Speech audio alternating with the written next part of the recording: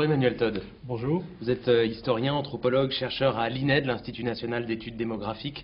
Vous êtes l'auteur de très nombreux livres et en septembre 2002, d'Après l'Empire, essai sur la décomposition du système américain, qui a été publié chez Gallimard. C'est un livre polémique, paradoxal, un livre qui a semé le trouble, un peu de zizanie même dans le milieu des spécialistes des États-Unis et des études américaines, puisque la thèse principale de ce livre, on va y venir en détail au cours de cette émission, la thèse principale de ce livre, c'est celle du déclin américain. La puissance américaine, c'est en quelque sorte une queue de comète, une fin de puissance pleine d'incertitudes et de contradictions. Alors, avant de voir la façon dont vous construisez, vous étayez cette thèse, d'où vous est venue tout d'abord l'intuition peut-être de ce déclin américain? L'intuition, j'ai eu le même sentiment que quand j'ai écrit il y a plus d'un quart de siècle La chute finale, essai sur la décomposition de la sphère soviétique.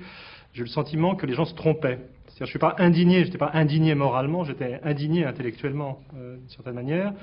Je veux dire, en 1976, quand j'avais publié la chute finale, tout le monde parlait de l'expansion du système soviétique, s'inquiétait de l'activisme militaire de l'Union soviétique, et les gens percevaient bien un ralentissement de l'économie soviétique, et on se au cœur de la Russie, mais les gens interprétaient l'agressivité internationale de la Russie comme un signe de puissance montante. Et moi, j'avais eu le sentiment à l'époque, à partir d'indicateurs, de mortalité infantile et d'autres choses, qu'on se trompait et que le système, en fait, était en train de se décomposer.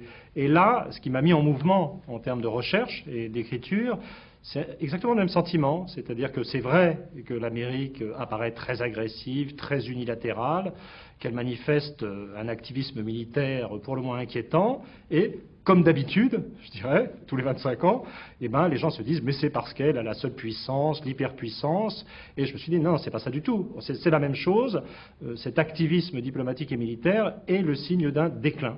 Et c'est ça qui m'a mis en mouvement. Est-ce que les attentats du 11 septembre ont joué un rôle aussi dans la construction de cette thèse? C'est-à-dire, ça m'a déclenché, je dirais, en un sens pratique, parce que j'avais pris une chronique le mardi matin sur France Culture, la semaine qui a précédé le 11 septembre, et de fait, j'ai été amené une fois par semaine à parler d'événements, je choisissais mon sujet, mais en pratique, dans l'année qui s'écoulait, les États-Unis, la guerre contre le terrorisme occupait beaucoup de place, et j'avais fini par ressentir en cours de commentaires dans l'année un certain sentiment d'insatisfaction, parce que je n'avais pas le sentiment que, c'est pas tellement que 3 feuillets lus, c'est trop court, c'est que j'avais pas la semaine ne me donnait pas l'espace de temps pour réfléchir et construire un modèle. Et donc, le 11 septembre, oui, le commentaire des événements, mais le 11 septembre en lui-même est assez périphérique dans mon modèle. Je veux dire, la plupart des tendances que j'analyse sont des tendances de beaucoup plus longue durée, et au pire, le 11 septembre, pour moi, le 11 septembre, c'est quelque chose qui a mis en évidence, je dirais sur le plan symbolique, la fragilité et la dépendance au monde de l'Amérique. Donc, en ce sens, c'est important. Mais c'est un peu à côté du modèle. Fragilité, vous dites, fragilité et dépendance au monde de l'Amérique, oui. C'est-à-dire que c'est un événement qui a malgré tout souligné quoi? C'est-à-dire que, en fait, la thèse centrale de ce livre, c'est le renversement du rapport de l'Amérique au monde. C'est un modèle de longue durée, hein. C'est dans l'instant, on est dans une accélération de l'histoire, et il y a des changements qui vont très vite et qui sont maintenant, mais c'est un modèle de longue durée. Et en fait, ce que j'analyse, c'est ce renversement. Donc, qu'est-ce que c'est le renversement? Vous prenez la situation des États-Unis au XXe siècle, je dirais du début de 1900 à 2000, avec un point central au lendemain de la Deuxième Guerre mondiale. Prenons le lendemain de la Deuxième Guerre mondiale.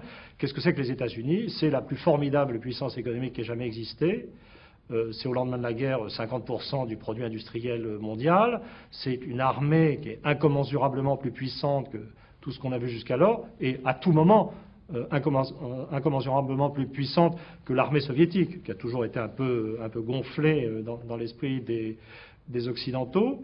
Une autonomie énergétique absolue, puisque l'Amérique est productrice de son énergie sur son sol. Et donc c'est cette Amérique qui en elle-même n'a pas besoin du monde, qui a été appelée à l'aide par l'ancien monde et en particulier par l'Europe. Donc il y a un rapport là de dépendance qui est en défaveur de l'Europe. C'est l'Europe qui a besoin des États-Unis.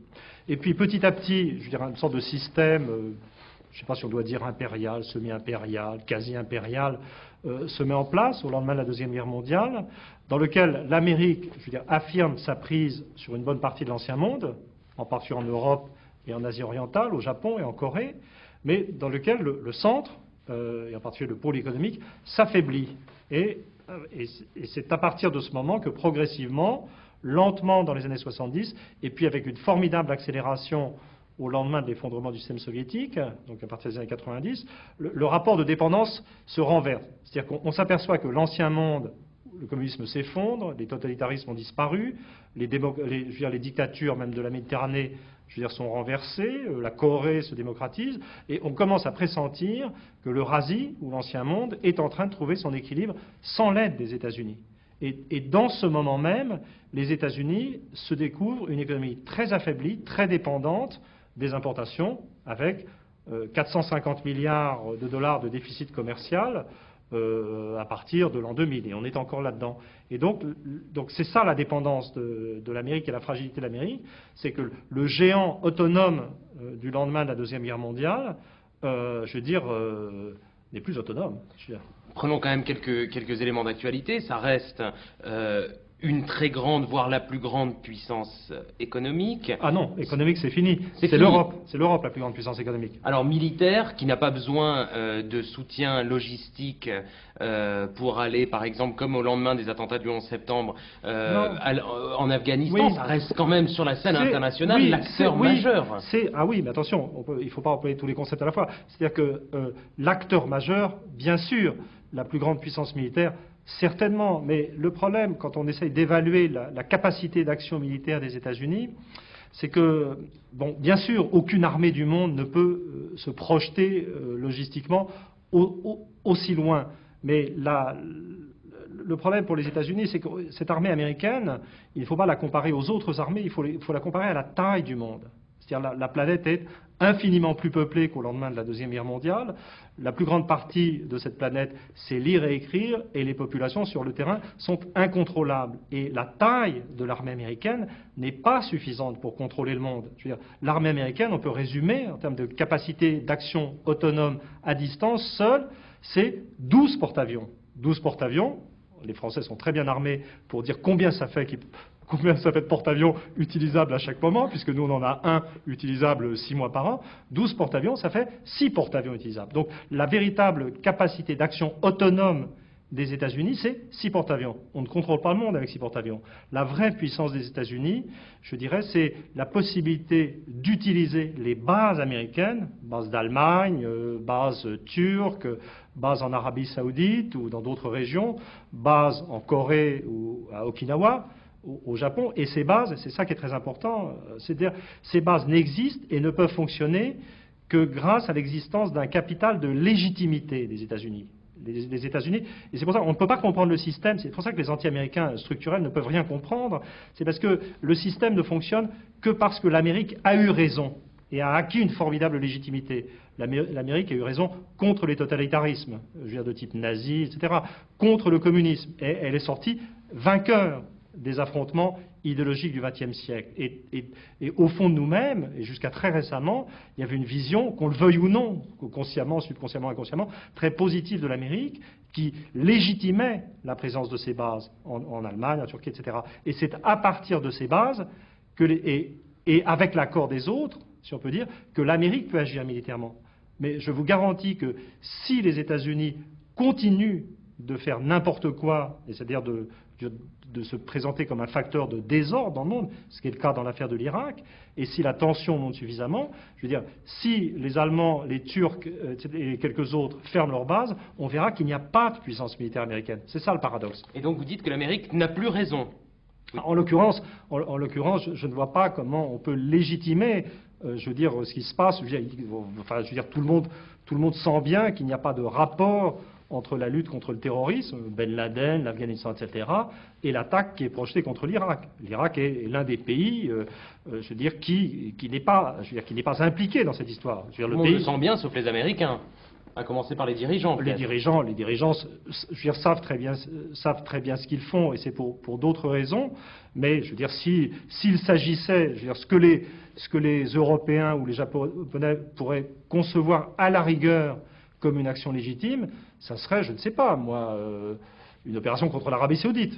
d'où viennent la plupart des terroristes du 11 septembre. Et ça, il n'en est pas question.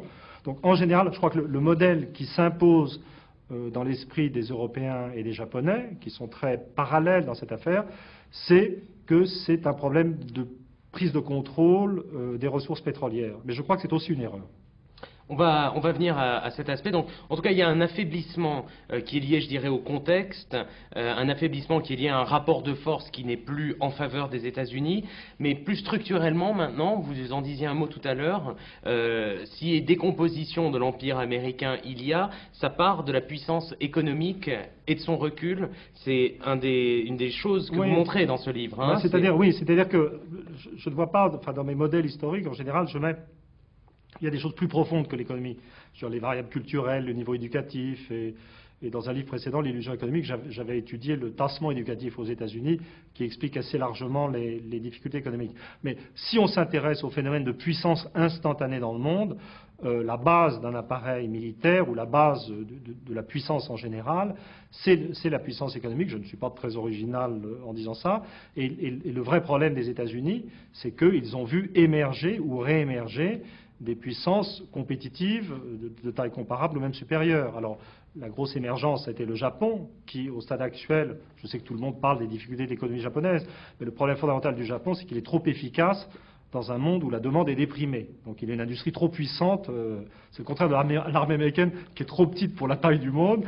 L'économie japonaise, elle, est trop grande pour la taille des marchés mondiaux tels qu'ils se présentent dans le capitalisme globalisé. Mais le produit industriel japonais, maintenant, est égal au produit industriel américain avec 2 fois moins d'habitants.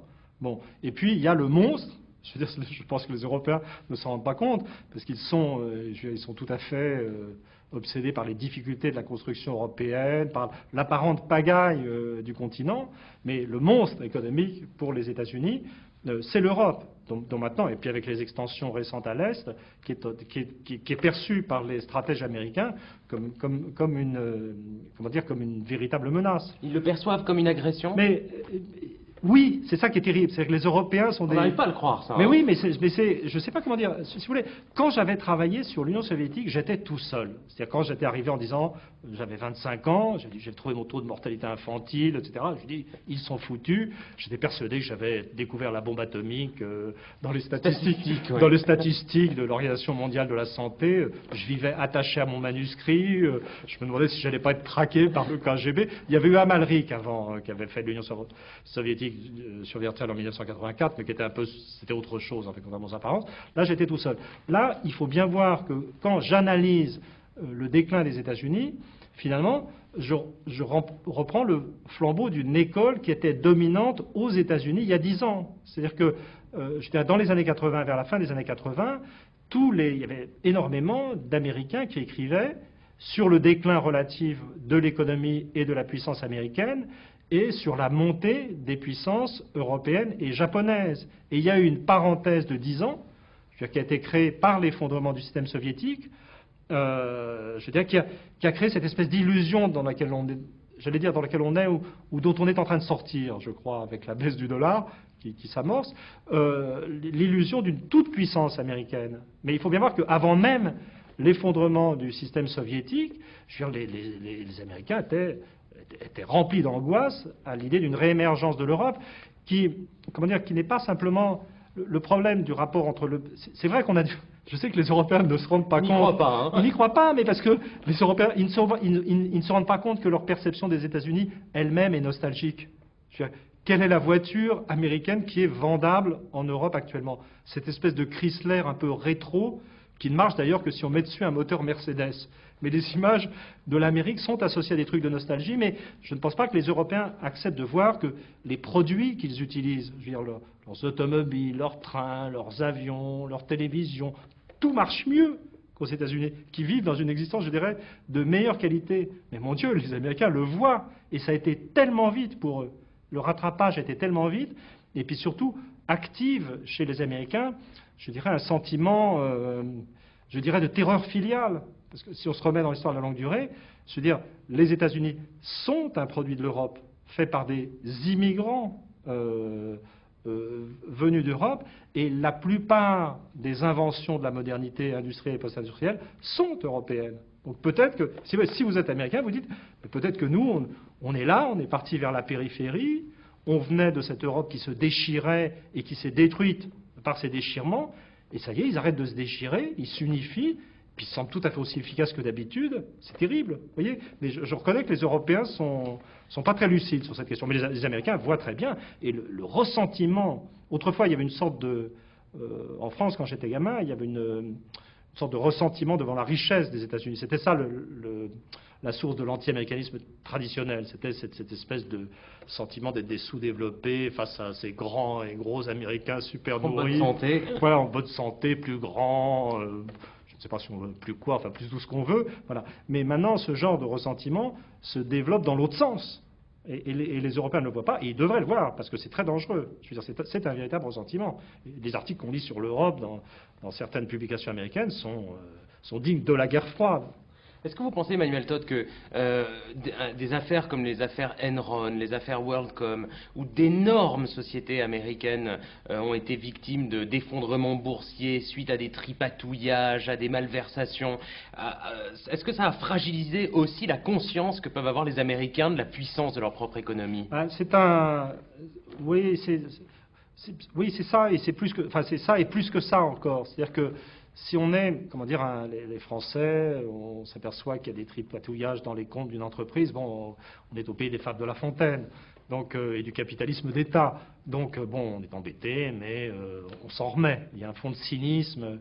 Aux États-Unis, les 10 dernières années ont vu le développement d'une sorte de néo-idéologie. Enfin, c'est un paradoxe, puisque dans l'effondrement de toutes les idéologies, effondrement du communisme, effondrement de la social-démocratie, etc., on a vu dans cette sorte de phase finale de l'histoire des idéologies l'émergence d'une super idéologie ultra-libérale, surexcitée, avec une sorte de foi du charbonnier dans les vertus du marché, dans la dérégulation, etc.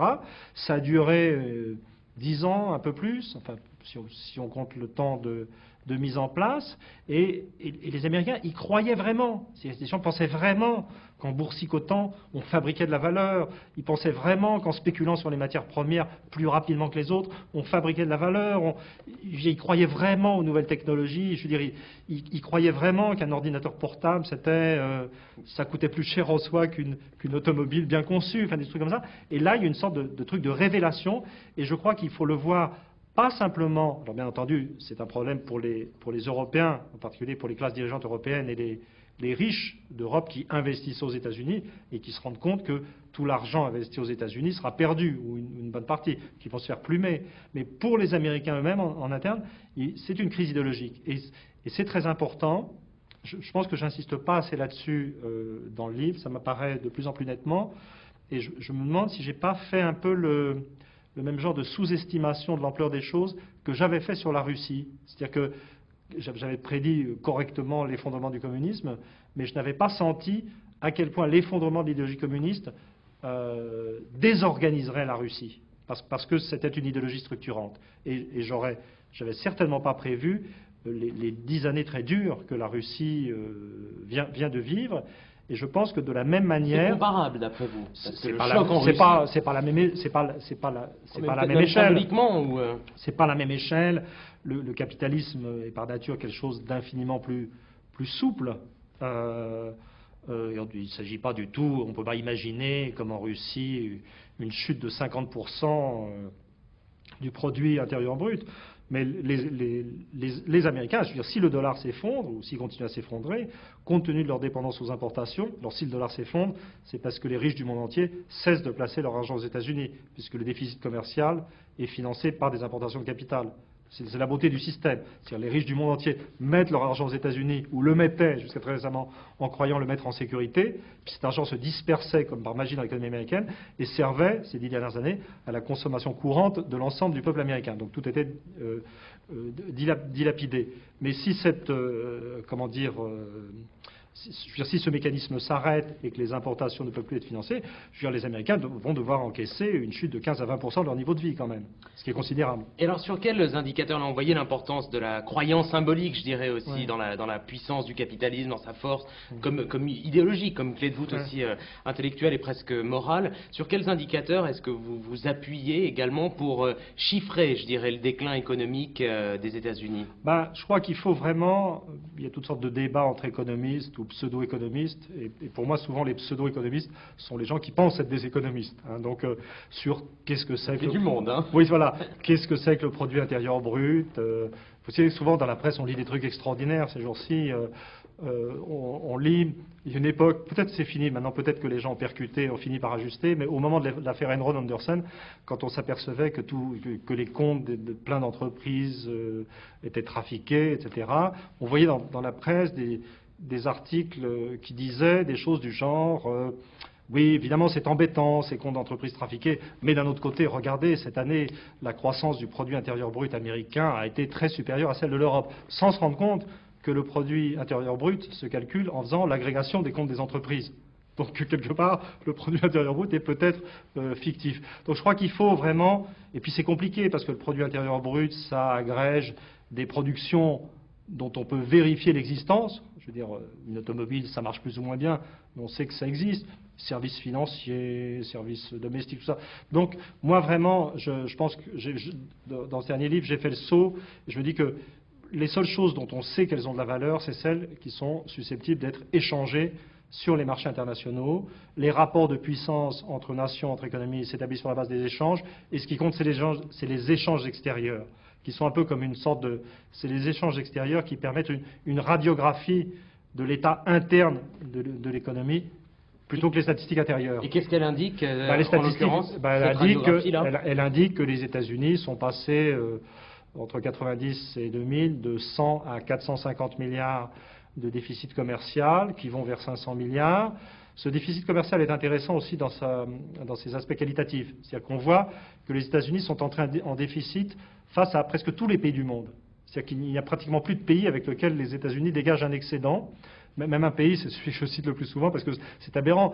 Lors de l'effondrement de l'Union soviétique, l'Ukraine était déficitaire dans ses échanges avec les États-Unis. Maintenant, l'Ukraine, qui est vraiment l'un des systèmes qui marche le plus mal au monde, est excédentaire dans ses échanges avec les États-Unis. Et puis, plus sérieusement, ce qui est intéressant, c'est la façon dont le déficit remonte des biens de technologie moyenne vers les biens de haute technologie. C'est-à-dire que ça a commencé par les automobiles, avec le Japon notamment, et puis les meilleures marques allemandes. Et puis maintenant, ça remonte à travers l'électronique. Et en fait, ça atteint l'aéronautique, bien sûr, puisque ce qui est en train de se passer actuellement, c'est pas l'affirmation de la puissance militaire américaine en Irak. Ce qui restera de la période, c'est l'écrasement de Boeing par Airbus et, comment dire, le passage au second plan de l'aéronautique civile américaine. Alors ça, c'est vrai qu'on voit une lutte titanesque à chaque grande commande Mais encore une fois, annoncée. je reviens là-dessus, les Européens ne voient pas la réalité du monde. Je sais qu'il arrive que de fusée Ariane se casse la figure, mais quand les Européens ne voient pas, ou peut-être qu'ils ne voient que les ordinateurs portables ou ces choses-là qui correspondent déjà à une révolution technologique assez ancienne, mais ils ne voient pas que la majorité des satellites de télécommunications sont mis dans l'espace par eux, par la fusée Ariane. Ils ne voient pas que pour l'équipement en téléphone portable, les Américains sont très en retard sur les Européens. Que là où Nokia fait 35% du marché, Motorola, firme américaine, fait 10%. Donc il y a toutes sortes de choses qu'on ne voit pas. Mais je vous interromps. Oui, mais pour la Silicon Valley, ça c'est quand même, s'il reste qu'un seul mythe, c'est celui-là. Enfin, je veux dire, de toute façon, ce qu'on est en train de gérer, plutôt, c'est le retour de tous les gens qui sont allés dans la Silicon Valley. Donc chaque pays, je veux dire, a des sortes de rapatriés de la Silicon Valley. Donc on a des jeunes chercheurs et entrepreneurs brillants comme ça qui reviennent en France. Mais le problème se pose en Allemagne, en Inde. C'est pas les rapatriés d'Algérie, mais c'est les rapatriés de la Silicon Valley. Mais je pense qu'on n'a pas bien vu, c'est que l'informatique, c'est plusieurs secteurs. Et je pense que les Américains sont forts, ont été forts et restent forts dans un secteur très particulier de l'informatique. Je dirais que est l'informatique la plus abstraite et la plus de consommation. C'est-à-dire c'était les ordinateurs portables, le domaine d'Internet. Et on ne voit pas que l'informatique, dans sa masse, ça n'est pas que ça. Je dirais peut-être que le plus important, c'est l'informatique, embarquée. Je veux dire, les avions sont bourrés d'informatique. Les automobiles vont de plus en plus être bourrés d'informatique. Les machines à commande numérique, les biens d'équipement, fabriqués plutôt en Allemagne, etc., c'est bourré d'informatique. Et je crois qu'il y a toute l'informatique dans laquelle les Américains ont excellé, c'est la plus superficielle et la plus visible. Et que les caméras numériques, etc., c'est de l'informatique aussi. Mais de l'informatique qui s'incarne, et qui contrôle la matière et les objets.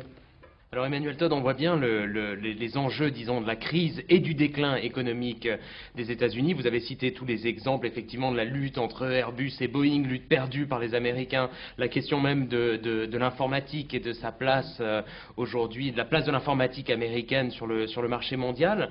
Là, on a des indicateurs. Vous citez dans votre livre un certain nombre de chiffres, de tableaux, de statistiques très précises, mais sur la crise, je dirais, intellectuelle des États-Unis, sur le déclin intellectuel, moral et peut-être même politique, est-ce que vous avez des éléments, je dirais, forts pour montrer que ce modèle-là est en crise? Je crois qu'il y a deux problèmes. C'est toujours les États-Unis par rapport au monde. Je crois que l'un des problèmes paradoxaux qu'avait déjà bien senti Fukuyama, finalement, qui est un type qui n'a pas été pris très au sérieux à Paris, mais on a eu tort, c'est que la généralisation des modèles démocratiques a posé un problème aux États-Unis. C'est-à-dire que le rapport des États-Unis au monde, c'était aussi une Amérique démocratique et libérale qui a réussi, pas simplement parce qu'elle est démocratique et libérale, mais parce qu'elle a réussi à être ça, en étant stable et efficace économiquement, face à un ancien monde ravagé par les totalitarismes. Et Fukuyama a très bien senti que l'effondrement du communisme et des dictatures ouvrait une ère dans laquelle il n'était plus clair que les États-Unis étaient exemplaires. Et d'ailleurs, on pourrait même aller plus loin. Enfin, moi, je vais plus loin carrément, puisque je dis que la dynamique démocratique est positive dans l'ancien monde, y compris dans des pays comme l'Iran, qui, après la révolution communiste, sont en train d'entrer dans la modernité démographique et bientôt politique, certainement. Alors qu'aux États-Unis, et aussi dans des pays comme l'Angleterre et la France, dans les lieux de naissance de la démocratie libérale, la dynamique démocratique est négative. C'est-à-dire qu'on voit l'émergence de structures clairement oligarchiques, je dirais oligarchiques de masse, même si c'est un peu bizarre comme formulation, puisque c'est les 20% supérieurs de la population, supérieurs parce qu'ils ont fait des études supérieures et qu'ils ont de bien meilleurs revenus, qui contrôlent le système. Et on voit de plus en plus des phénomènes électoraux très étranges. Alors, en ce moment, il semble qu'il y ait une compétition ouverte entre la France et les États-Unis pour l'étrangeté des processus présidentiels, puisqu'on n'est pas trop sûr que Bush ait été élu. Et puis nous, on a un président qui a été trop élu, d'une certaine manière. Mais je veux dire, c'est clair qu'il y a un dérèglement du processus démocratique. Donc, dans cette dimension, l'Amérique n'est plus unique et surtout, elle n'est pas tellement exemplaire. Et donc, on voit, et ça se complique du fait que les rapports que l'Amérique avait établis avec le monde, à l'époque de la lutte contre le communisme, étaient souterrainement beaucoup des rapports militaires. Donc, ce qui reste de rapports entre les États-Unis et le monde, si tout le monde se démocratise, ça va être les rapports entre appareils militaires, services secrets, tout ça n'est pas bien clair. Donc il y a ce problème pour les États-Unis, et puis il y a le problème de la légitimité du capitalisme qui est en train de sombrer. Même à l'heure de la mondialisation. Le problème, c'est qu'on est à un tournant. Je veux dire, encore une fois, les États-Unis ne sont pas le seul pays capitaliste. Ils ne sont pas responsables de la totalité de ce qui se passe. Ils ne sont, ou ils n'étaient, que la puissance régulatrice centrale, on peut dire hégémonique si on veut, mais l'hégémonie ça peut être positif, si c'est régulateur, ça peut assurer de l'ordre, mais c'était la puissance centrale d'un système capitaliste globalisé, libéralisé, réorganisé par le libre-échange, pas un libre-échange absolu, mais assez envahissant. Et on est en train, donc c'était la légitimité du système, c'est pour ça que les riches du monde entier croyaient mettre en sécurité leur argent aux États-Unis en investissant là-bas. Et en fait, maintenant, je veux dire, en cette année ou en ces années, une sorte de tournant, on pourrait dire 2002, 2003, on est dans un tournant où le capitalisme globalisé est en train de montrer ses limites. C'est-à-dire qu'il y a... Alors la critique habituelle du capitalisme globalisé, c'est la montée des inégalités. Tout ça est parfaitement admis par la théorie économique. Mais le vrai problème du capitalisme globalisé, c'est qu'il revient à la vieille contradiction du capitalisme. Alors je sais que ce n'est pas la mode, puisque plus personne marxiste, c'est une super grosse insulte. Keynésien, on ne sait pas trop si on est dans le passé ou dans l'arrière-passé quand on est keynésien. Moi, je me définis comme un keynésien de centre-gauche, assez modéré. Mais la réalité des choses, c'est que, si vous voulez, le monde avait trouvé son équilibre après la guerre en établissant à l'intérieur des cadres nationaux un équilibre production-consommation. C'est-à-dire que les gens s'étaient habitués à laisser filer les salaires à la hausse dans le cadre des nations, ce qui permettait disons, aux ouvriers, aux milieux populaires, d'absorber par la consommation les gains de productivité, la croissance de la production. Et le capitalisme globalisé a cette particularité, il y a des effets positifs au début, hein, il faut être pragmatique dans ce domaine, mais c'est que finalement les entreprises s'habituent à ne plus produire pour un marché intérieur, mais pour le monde entier, et se mettent à considérer que les salaires qu'elles versent ne sont pas, je dirais simplement, ne sont pas d'une part des salaires à un coût, et d'autre part une contribution à la formation de la demande pour l'économie nationale, mais les entreprises commencent à considérer les salaires comme un coût pur. Et donc si elles font ça, l'entreprise capitaliste, légitimement, comprime ses coûts. Et donc si toutes les entreprises du monde, dans tous les pays du monde, se mettent à comprimer leurs salaires, qu'est-ce qu'on obtient? On obtient un déficit de la consommation à l'échelle mondiale. Alors ça prend du temps, il y a des cycles. Alors la forme que ça prend maintenant, on sait, c'est les taux de croissance baissent, il y a des accès de récession de plus en plus fréquents. Donc une fois c'est l'Europe qui est en panne, puis le Japon ou les États-Unis. Et en fait maintenant, je crois qu'on est en train d'arriver, je veux dire, au point mort du système. On a pour la première fois, depuis l'après-guerre, on a les trois pôles de la triade, c'est-à-dire l'Europe, le Japon, les États-Unis, qui sont en quasi-stagnation sur le plan industriel ou même en récession, en même temps et dans un contexte où les politiques de relance monétaire ne fonctionnent plus, puisque tous les taux d'intérêt réels tendent vers zéro. Et donc on est vraiment, je veux dire, ça paraît drôle, parce qu'il y a 10 ans, c'était l'effondrement du communisme, hein, et donc on se disait, c'est le triomphe du capitalisme. Et je reconnais que c'est un peu étrange, 10 ans après, de dire, ben ça y est, le capitalisme est en crise à l'échelle mondiale, surtout que c'est dans un total de déficit de réflexion intellectuelle, et le cœur de ce système, c'est les États-Unis, donc le pays qui va être délégitimé par cette crise, c'est les États-Unis.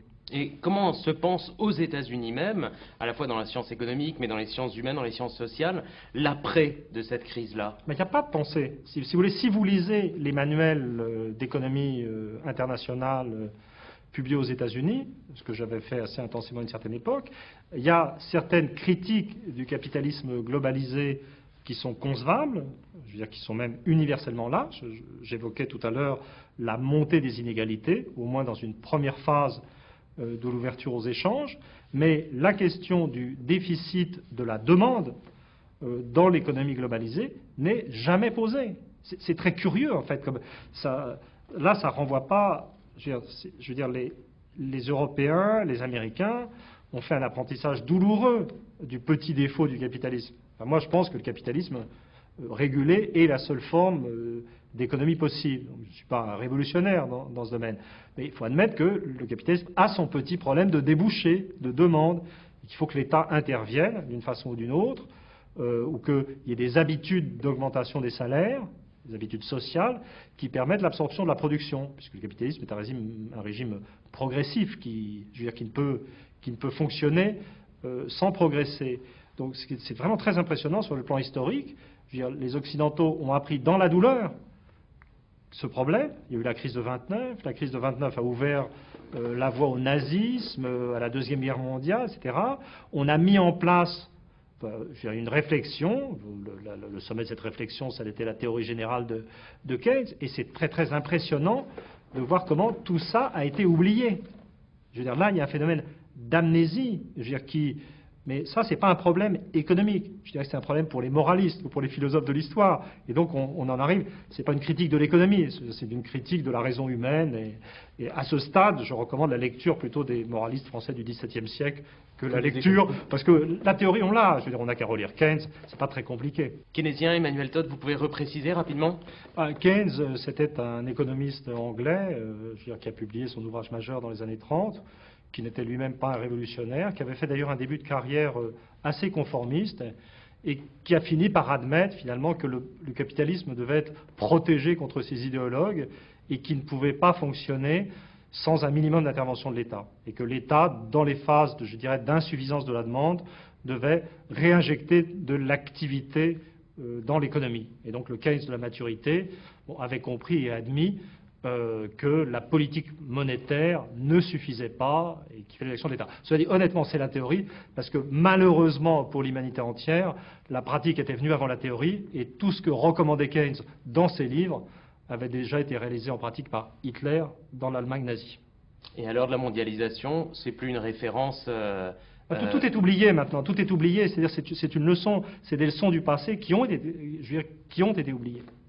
Mais alors, cet aveuglement, je dirais, il s'exprime comment dans le cadre de la crise américaine, parce que Mais actuellement, je crois qu'on est vraiment, et c'est pour ça que la situation est quand même assez préoccupante au-delà de l'affaire irakienne. Pour l'affaire irakienne, c'est une manifestation fondamentalement dans le livre de la volonté des États-Unis de rester au centre du monde et de l'Eurasie, alors qu'ils sont en train d'en perdre le contrôle. Donc ne pouvant agir contre les Européens, ne pouvant agir contre les Japonais, ayant renoncé à briser la Russie, ils font du micro-militarisme théâtral contre des pays faibles, l'Irak, et pas tellement pour le contrôle, je dirais, de leur pétrole. Oui, parce que pour vous, l'axe du mal, c'est l'axe des faibles. C'est l'axe des faibles. C'est-à-dire la caractéristique commune à Cuba, à la Corée du Nord et à l'Irak, c'est que c'est des pays faibles contre lesquels l'armée américaine est effectivement à l'échelle pour gesticuler ou éventuellement attaquer. Moi, je ne crois pas du tout à la rationalité pétrolière des choses, parce que qui dit contrôle effectif du pétrole dit occupation du terrain, présence militaire au sol. Et comme ce qui semble, je m'excuse de dire, je vais parler d'une façon un peu cruelle, ce qui est à la mode, c'est l'attentat suicide. On ne peut pas imaginer l'armée américaine se mettant au sol, exposée à des attentats suicides dans le monde musulman, alors qu'elle n'a déjà pas osé débarquer et faire la guerre vraiment en Afghanistan. Mais, je veux dire, ça c'est le modèle, je dirais, presque rationnel. Mais au-delà de ça, je veux dire, la crise du capitalisme a produit, et là on a avancé depuis l'époque où j'ai écrit mon livre, ça va très très vite. Je pense qu'il y a réellement, dans les classes dirigeantes, dans le gouvernement américain, un phénomène de panique devant ce qui se passe économiquement. C'est-à-dire que je veux dire, le secrétaire d'État au Trésor O'Neill a été renvoyé, il y a des discussions sur la poursuite de la politique du dollar fort, mais cette discussion sur la poursuite de la politique du dollar fort est en elle-même un signe de folie, puisqu'il n'y a pas de politique du dollar. Le dollar est resté fort, on disait en lévitation, parce qu'il y avait un afflux de capital qui n'avait pas été demandé mais qui arrivait, et il n'y a jamais eu d'action du gouvernement américain sur la monnaie. Et actuellement, ils font des plans de relance budgétaire qui n'embrayent pas. Et parce que le paradoxe, c'est qu'aux États-Unis, une politique de relance keynésienne n'est pas suffisante.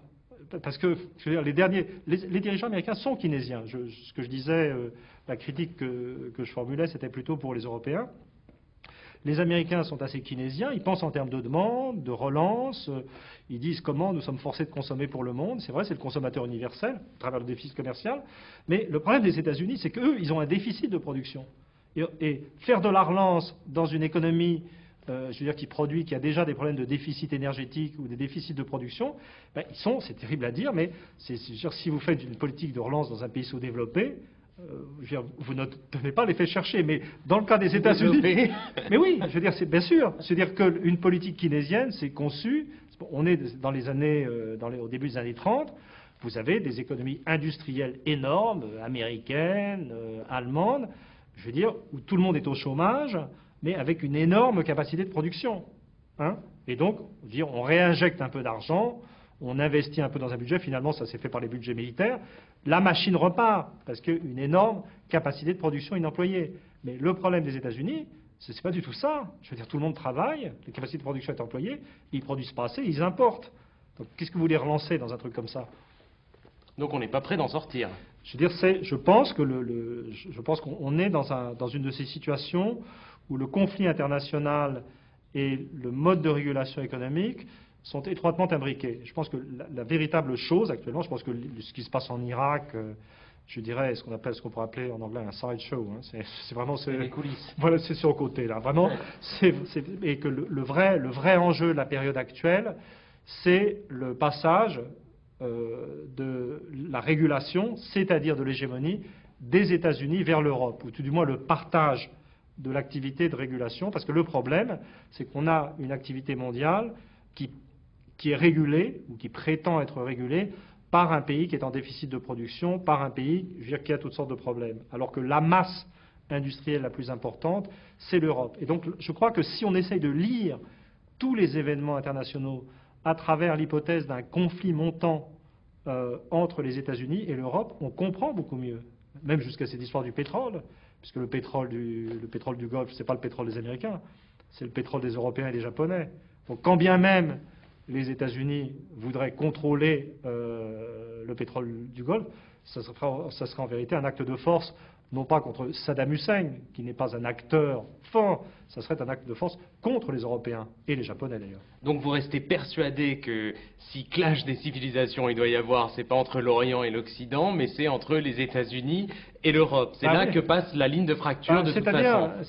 C'est ça, c'est-à-dire que je critique un peu, je fais une revue des auteurs américains. D'ailleurs, l'un des gros efforts que j'ai fait dans mon livre, c'est de rester à l'intérieur d'un cadre conceptuel américain, finalement. Je ne cite que les auteurs américains. Ce n'est pas du tout par mépris ou indifférence aux auteurs français, c'est parce que c'est un parti pris méthodologique.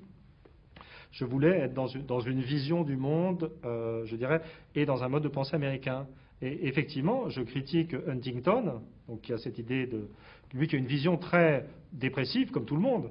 Maintenant, ils sont tous dans un délire nationaliste. Mais à l'époque où ils écrivaient, c'est-à-dire où ils pensaient, c'est-à-dire jusqu'au milieu des années 90, tout le monde avait une vision, je dirais, diminuée ou diminuant de la puissance américaine.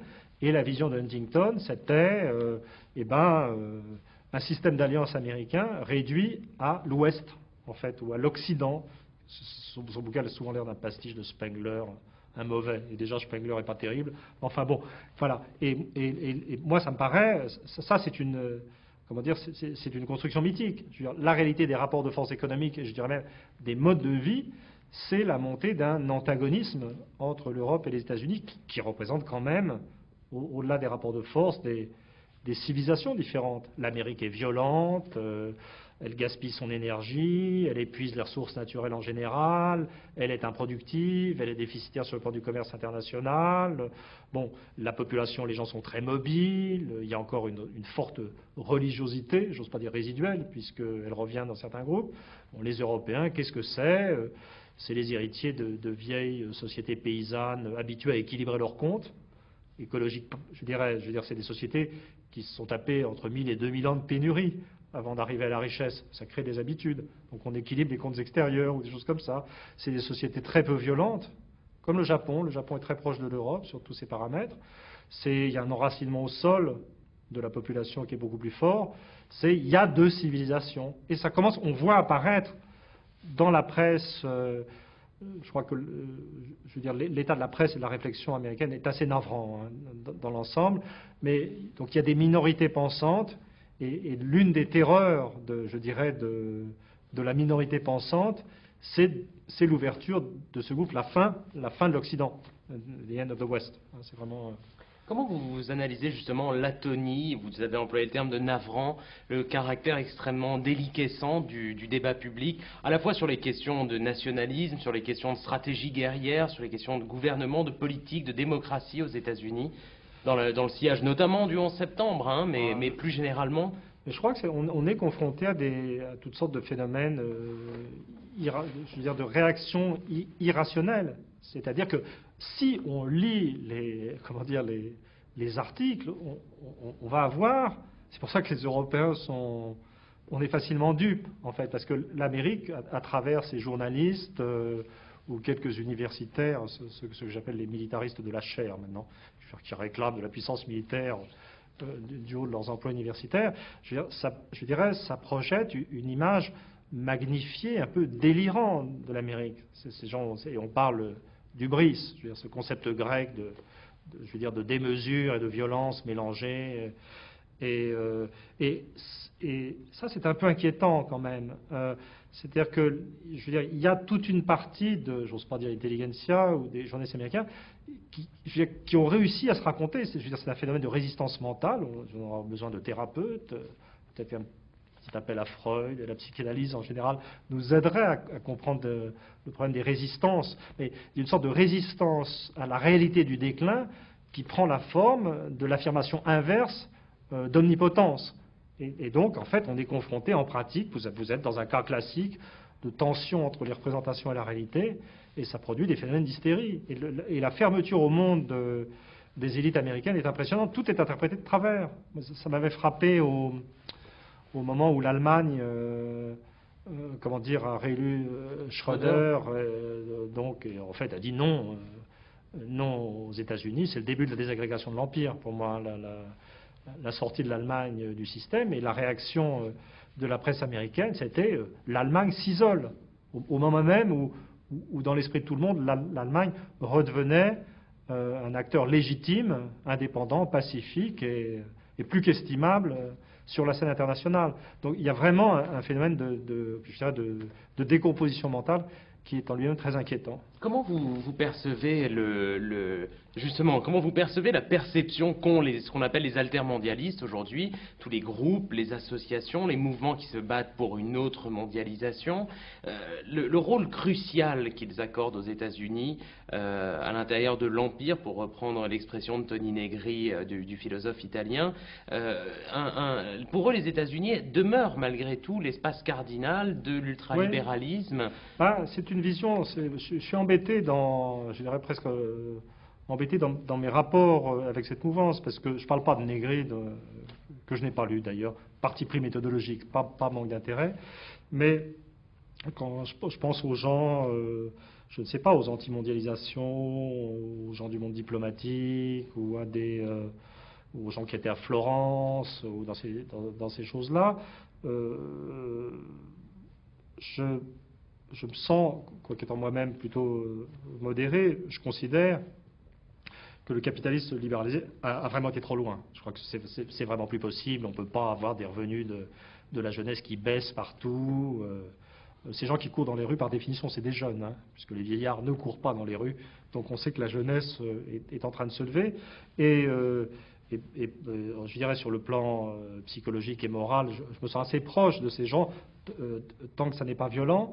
Mais je trouve que la représentation du monde qu'ils ont, qui se veut radicale, est en fait assez désespérante. C'est-à-dire parce qu'ils ont une vision, je dirais une vision raffarinienne du monde.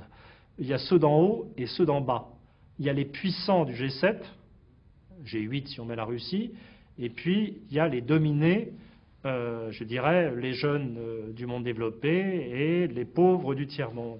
Et si le monde est comme ça, s'il y a une solidarité des dirigeants du G7, G8, bien établis, etc., ben, c'est fini.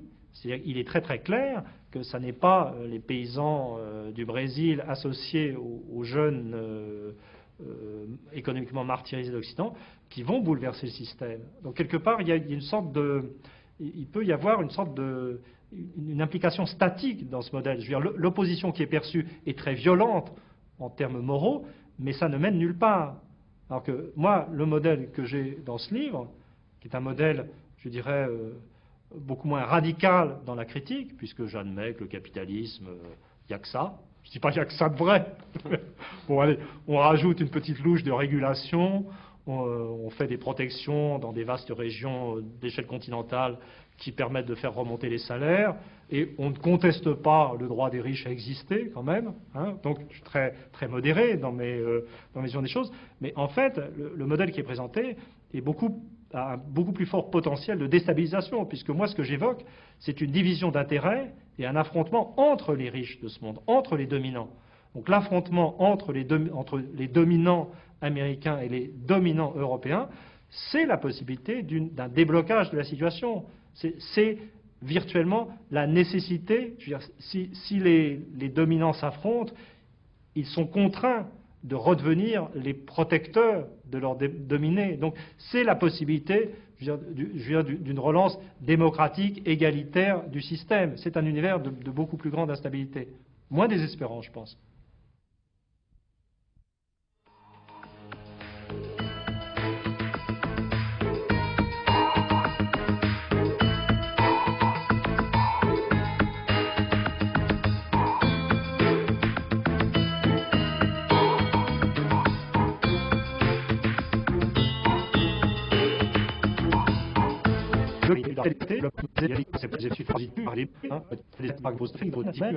mais que finalement